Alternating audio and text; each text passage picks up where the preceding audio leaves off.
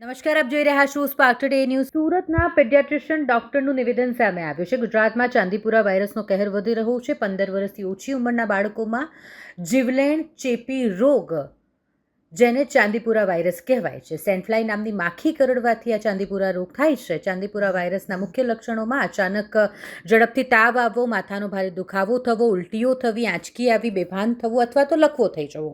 તકેદારી શું રાખી શકાય તે અંગે આ ડૉક્ટર દ્વારા માહિતી આપવામાં આવી છે. ડૉક્ટર પિયુષ ભુવા, કે જેમણે તકેદારી રાખવા માટે શું કરવું જોઈએ, તકેદારી કઈ રીતે રાખી શકાય તે અંગેની માહિતી આપી છે. બાળકોને પૂરા કપડાં પહેરાવવા, મચ્છર કે માખીથી તેમને બચાવવા ક્રીમનો ઉપયોગ કરવો, આસપાસ ગંદકી અને પાણી ન ભરાવા દેવું, લક્ષણો દેખાતા તાત્કાલિક ડૉક્ટરનો કે હોસ્પિટલનો સંપર્ક કરવો જોઈએ.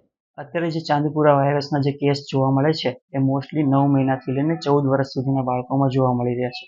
એમાં તો સૌથી વધારે તો આપણને સિમ્ટમ્સ કહીએ તો એમાં સૌથી વધારે તાવ છે, પછી વોમિટિંગ થવી, વીકનેસ આવવી, બાળક ઢીલું પડી જવું અને વધારે પડતા સિવિયર કેસમાં ખેંચ આવવી અને ARDS એટલે કે શ્વાસમાં તકલીફ પડવી અને વધારે પડતા કેસમાં, ગંભીર કેસમાં બાળક વેન્ટિલેટર પર પણ જવાની શક્યતા હોય છે. કેટલી તકેદારીઓ રાખવી જરૂરી છે? સૌથી પહેલા તો આપણે સ્વચ્છતા જાળવવી જોઈએ. જે મચ્છરનો ઉપદ્રવ છે એ આપણે અટકાવવો જોઈએ, કેમ કે મચ્છર અને માખીથી આ રોગ ફેલાય છે. એટલે ફૂલ બાયના કપડાં પહેરાવવા જોઈએ. આપણે જે સૂતી વખતે છે મોસ્કીટો નેટનો વપરાશ કરવો જોઈએ, કાં તો ઓડોમોસ જે મોસ્કીટો રિપેલન્ટ હોય છે એનો યુઝ કરવો જોઈએ. ખાસ કરીને સ્વચ્છતા જાળવીએ તો આમાં આપણે ખાસ એવી સફળતા મેળવી શકીએ એમ છે. અને